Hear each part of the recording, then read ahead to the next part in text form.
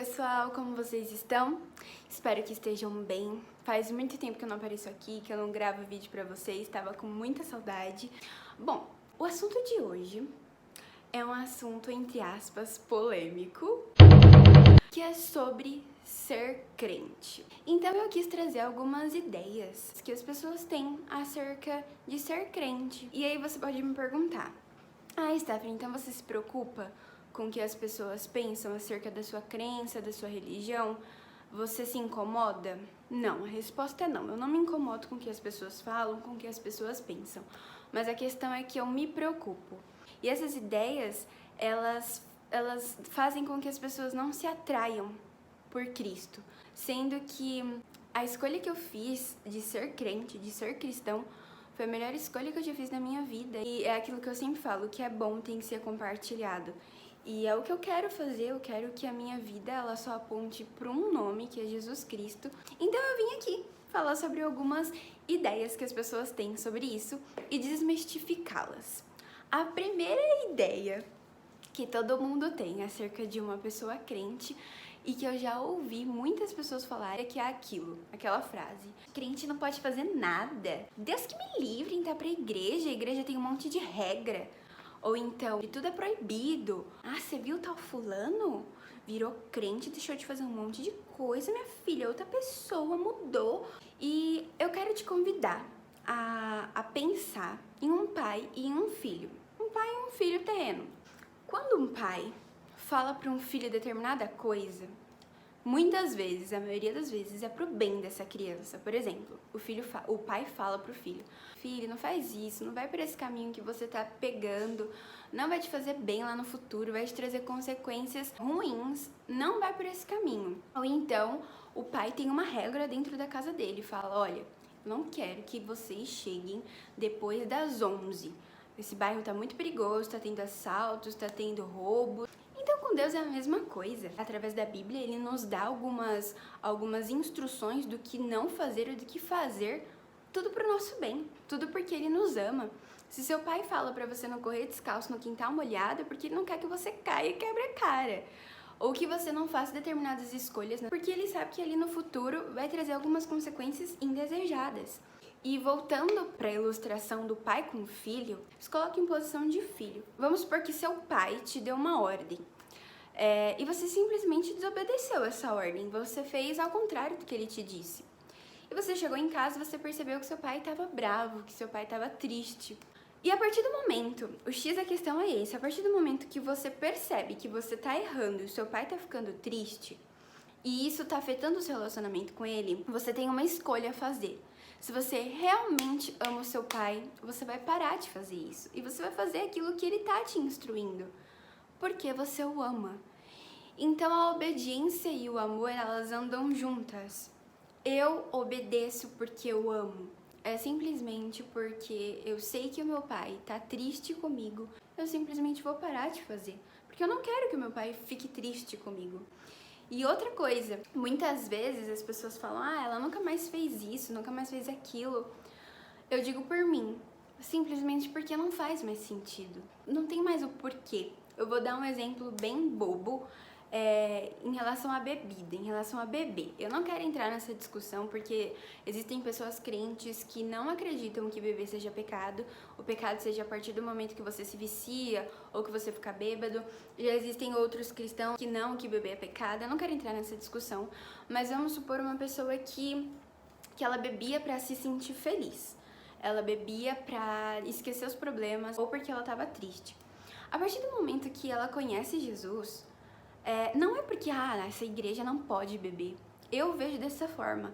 A pessoa ela para de beber simplesmente porque não faz mais sentido, porque ela não precisa beber para ela ficar alegre, ela não precisa beber para esquecer os problemas dela, ou para se sentir contente, ou para se sentir completo, porque ela tem Jesus. E a partir do momento que Jesus entra na vida dela, Jesus preenche o coração dela e não faz mais sentido fazer certas coisas. O efeito de Jesus Cristo no seu corpo e no seu sangue não passa, sabe? Outro exemplo são relacionamentos. Muitas pessoas não entendem quando uma pessoa que é cristã, que é crente, fica muito tempo sem se relacionar com ninguém, fica muito tempo sem ficar com alguém, sem namorar alguém. E eu não tô falando que isso são todas as pessoas, mas muitas pessoas, elas se sentem tão carentes de que elas não conseguem ficar sem ficar com ninguém ou sem namorar alguém. Elas precisam, elas necessitam, porque elas não se amam o suficiente, porque elas não são completas sozinhas e elas buscam em relacionamentos isso. A partir do momento que você tem Jesus, você se sente tão amada, você se sente tão completa, que você não mendiga amor nas outras pessoas, sabe? Que você entende que isso se torna pequeno perto do seu relacionamento com Cristo. E se rolar com a pessoa certa é diferente, mas você não se torna dependente disso, sabe? Entre muitas outras coisas, você não frequentar mais lugares porque pra você não faz mais sentido, porque você não se sente bem lá, sabe? E outra coisa, eu queria ler um versículo que diz o seguinte, em 1 João 2,4 tá escrito: se alguém diz, eu o conheço, mas não obedece aos seus mandamentos, é mentiroso, e não há verdade nele. Porém, se obedecemos aos ensinamentos de Deus, sabemos que amamos a Deus de todo o nosso coração. É assim que podemos ter certeza que estamos vivendo unidos com Deus. Quem diz que vive unido com Deus, deve viver como Jesus Cristo viveu. Isso já deixa uma deixa para minha próxima frase muito falada, que é sobre a ilusão de que todo crente, de que todo cristão é santo. Vou explicar. Porque não tem como a gente ser santo. Só teve uma única pessoa santa e perfeita durante a história da humanidade, que foi Jesus Cristo. O que acontece é que nós não nos contentamos com nossos pecados. Deus, ele não procura pessoas perfeitas, ele procura pessoas que não se contentam com sua imperfeição. Por quê? Porque a gente quer tentar se parecer com Cristo, porque é isso que Cristo mandou a gente fazer. Nós nos aproximarmos dele, nós conhecermos ele, nós tentarmos fazê-lo conhecido. E como que a gente faz isso? Se tornando discípulo dele, tentando nos parecer com ele. Então, se nós queremos nos parecer com Jesus, por mais que a gente peque, e a gente peca como qualquer outra pessoa, a gente erra como qualquer outra pessoa, a gente não se contenta com o nosso erro. Nós somos um trapo de imundícia que simplesmente quer tentar ficar um pouco menos pior, através da graça e da misericórdia e do sangue de Jesus Cristo que nos purifica. Em João 8:32 está escrito: conhecereis a verdade e a verdade vos libertará. Em João 14:6 está escrito: eu sou o caminho, a verdade e a vida. Ou seja, em um versículo está falando que a partir do momento que você conhece a verdade, você é liberto. Em outro versículo está falando que Jesus é a verdade, ou seja, a partir do momento que você conhece a verdade e você toma a verdade para a sua vida, você é liberto.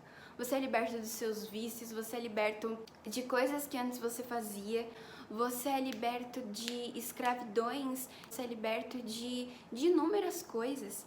E aí que entra o terceiro e último ponto desse vídeo, de que as pessoas dizem muito, eu já ouvi muito, falam muito, que é o seguinte: não, eu vou me consertar primeiro e quando eu tiver consertado, eu vou para a igreja.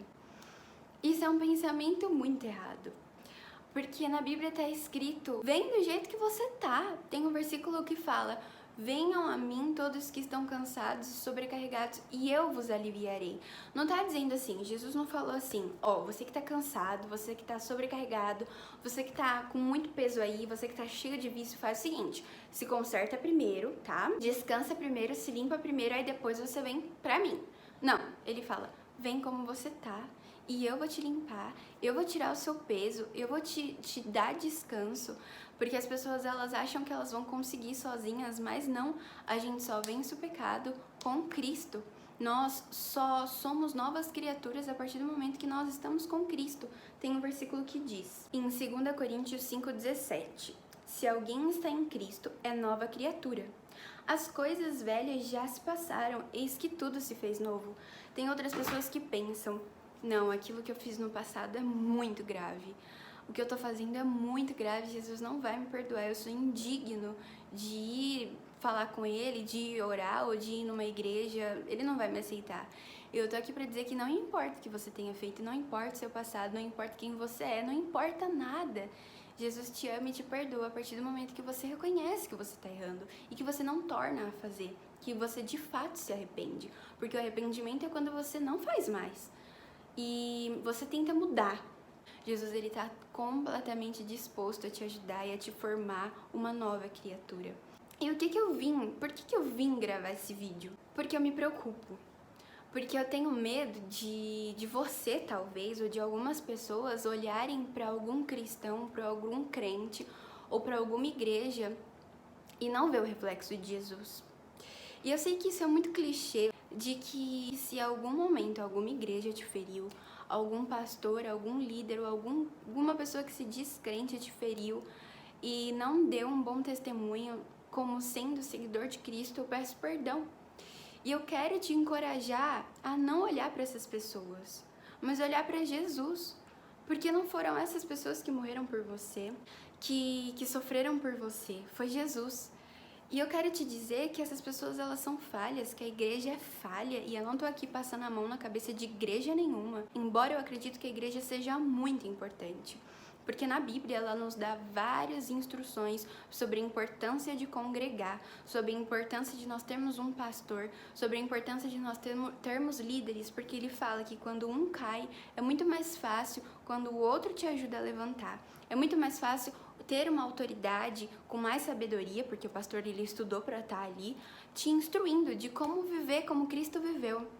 Tem uma música da Priscila Alcântara que fala muito comigo, e que ela tem tudo a ver com esse vídeo, que o nome da música é Eles. Se você quiser escutar, escute, que ela fala assim: cada um é responsável pelas suas escolhas, mas e se a falta de fé deles for culpa nossa? Não tê-lo apresentado como o livro mostra. E agora eles te julgam pela capa e vão embora. Eles julgam você por aquilo que vem em mim, por aquilo que sai de mim. Sendo assim, eu preciso morrer para que você viva a sua vida em mim. E eu faço dessa música minha oração.